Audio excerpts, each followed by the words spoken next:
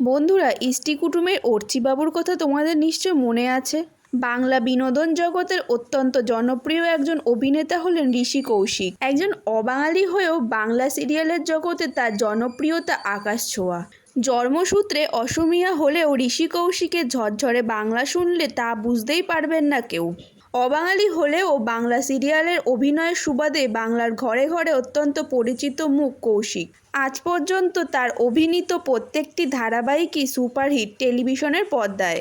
এখানে আকাশ নীলের উজান থেকে শুরু করে ইষ্টি কুটুমের অর্চিবাবুর ভূমিকায় অভিনয় করে দর্শকদের মনে জায়গা করে নিয়েছিল ঋষি কৌশিক। ঋষি কৌশিক অভিনীত বাংলা সিরিয়ালের তালিকাটা কিন্তু বেশ লম্বা।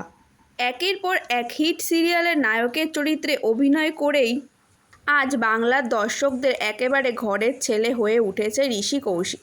টেলিভিশনের পর্দায় এই অভিনেতাকে শেষবার দেখা গিয়েছিল কালার্স বাংলার সোনা রোদের গান ধারাবাহিকে। তবে আপাতত বাংলা সিরিয়াল থেকে দূরেই রয়েছেন এই অভিনেতা। জনপ্রিয় লেখিকা লীলা গাঙ্গুলির হাত ধরে প্রথম হিন্দি সিরিয়াল জগতে পা রাখেন ঋষি কৌশিক।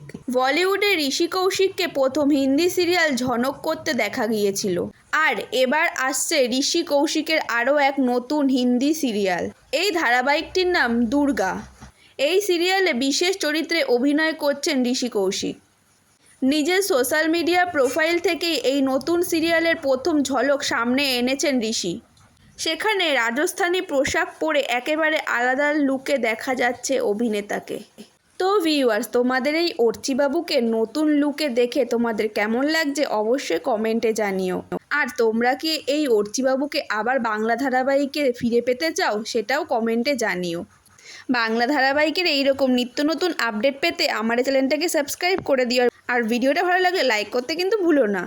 তো আজকের মতন টাটা।